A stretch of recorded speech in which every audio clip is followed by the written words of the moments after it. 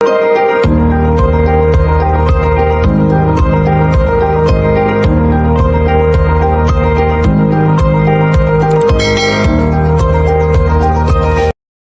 दोस्तों, मैं हूं आपका होस्ट, आपका दोस्त प्रकाश पलांडे। ले आया हूं नई वीडियो आप लोगों के लिए। हमारे आज की वीडियो का टॉपिक है how to bat in T20 cricket, normal tips on how to bat in T20 format. आज के युग में हमने देखा है कि T20 फॉर्मेट एक बहुत अलग लेवल का फॉर्मेट बन चुका है। तो उसमें अलग अलग तरह के परफॉर्मेंसेज होते हैं, फास्टेस्ट 100, 150, कोई विकेट कीपर के पीछे मार रहा है, कोई सो के मार रहा है। तो this automatically shows that this format is very quick format and fitness is very important. But fitness के साथ माइंडसेट भी बहुत इंपॉर्टेंट है।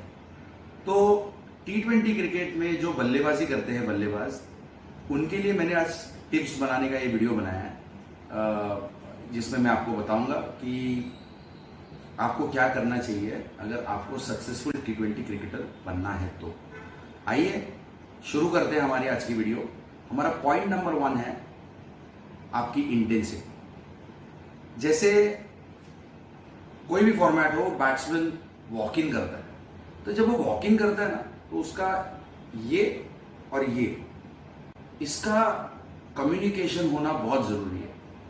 क्योंकि इंटेंसिटी आपकी हाई जो है वो आपको अपोजिट टीम को नहीं दिखानी, right? So intensity should be high, मतलब आपको एनर्जेटिक रहना है, but in invisible mode. This is the point number 1। चलिए चलते हैं पॉइंट नंबर 2 पे। हमारा पॉइंट नंबर 2 है एटीट्यूड। बॉल 1 गो। जब मैं बॉल 1 गो बोलता हूं तो इसका मतलब क्या है? क्या पहला बॉल छक्का मारना है? नहीं। ऐसा भी हो सकता है कि आपको पहला ही बॉल अच्छा पड़े, लेकिन आपका जो एटीट्यूड है वो बॉल 1 गो जब मैं कहता हूं, इसका मतलब ये होता है कि मुझे अगर थोड़ी भी छोटी या एकदम आगे मिली तो मैं उसको बाहर करूंगा। मैं वेट नहीं करूंगा कि ये मेरा पहला बॉल है या दूसरा बॉल है। तो your attitude has to be ball 1 go. अभी तक हमने 2 पॉइंट में सीखा कि हमारी इंटेंसिटी लेवल कैसे होना चाहिए, और दूसरा सीखा कि हमारा एटीट्यूड कैसे होना चाहिए। Now let's go to point number 3। हमारा पॉइंट नंबर 3 है no dot balls at all. Dot ball मतलब जब भी आप डॉट बॉल खेलोगे, ऐसा सोचिए कि आपने कोई क्राइम किया T20 में, तो डॉट बॉल तो नहीं होना चाहिए। अब डॉट बॉल नहीं होना चाहिए, मैं तो आपको ये बोल रहा हूं, लेकिन ऐसे कैसे हो सकता है? हाँ, मैं आपको बता रहा हूं ये कैसे होगा। देखिए, इतने रीजंस होते हैं: cover, long on, long off, mid wicket, third man, point, fine leg, बहुत सारे रीजंस होते हैं, राइट?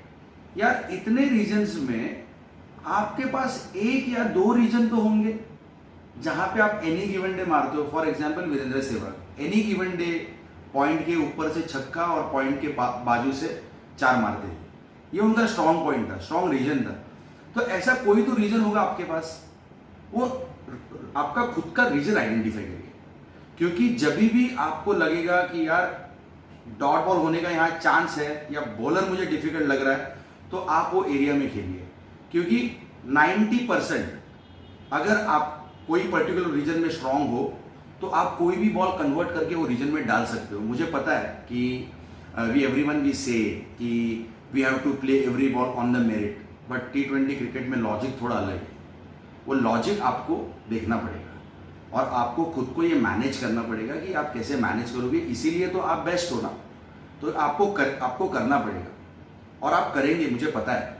बिकॉज जितना हम सीखते हैं ना, जितना भी हम सीखते हैं, जैसे फॉर एग्जांपल इंटेंसिटी हो गया या एटीट्यूड हो गया या डॉट बॉल नहीं करना है तो क्या करना है, ये आप नेट में करिए।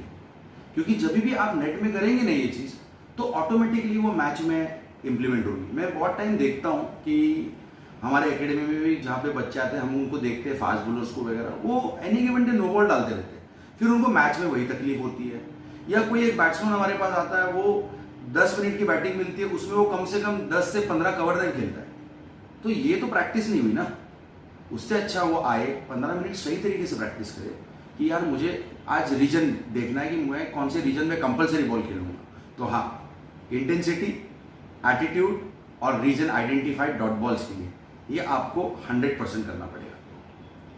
चौथा पॉइंट जो अभी मैं डायरेक्टली आपको बोलने जा रहा हूं वो ये है कि वनडे क्रिकेट में हम लोग खराब बॉल मिलेगा तो हम चांस लेंगे बोलते, यहां पे उल्टा है।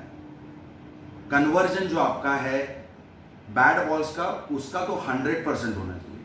बैड बॉल तो आपको मारना ही है, नो डाउट, बट यहां पे ना थोड़ा सा ट्विस्ट है ये फॉर्मेट में।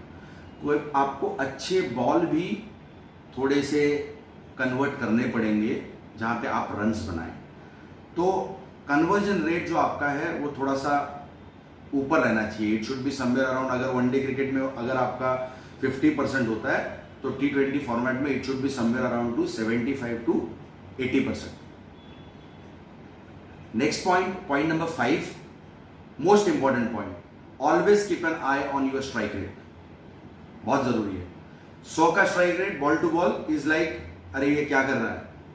सो ऑलवेज मेक श्योर कि आप 110-115 के बीच में तो मिनिमम रहे। मतलब अगर आप 10 बॉल खेलते हो तो 15 रन तो बनने ही चाहिए। एंड एज पर सिचुएशन आपको खेलना ही पड़ेगा।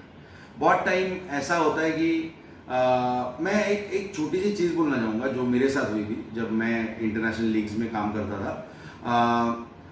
मुझे एक कोच ने उनका इंसिडेंस बताया था कि वो एक प्लेयर को दे वर चेजिंग समवेयर अराउंड 80-90 और वो प्लेयर को उन्होंने कहा कि ओके आराम से, और 80-90 ही चाहिए, आराम से करना। तो उसने कहा नहीं, ये T20 फॉर्मेट है, 80 मैं 8 ओवर में ही बनाऊंगा जो मेरा रोल होता है, मैं रोल मेरा चेंज नहीं करूंगा। तो ये थोड़ा आप लोग अंडरस्टैंड कर लीजिए।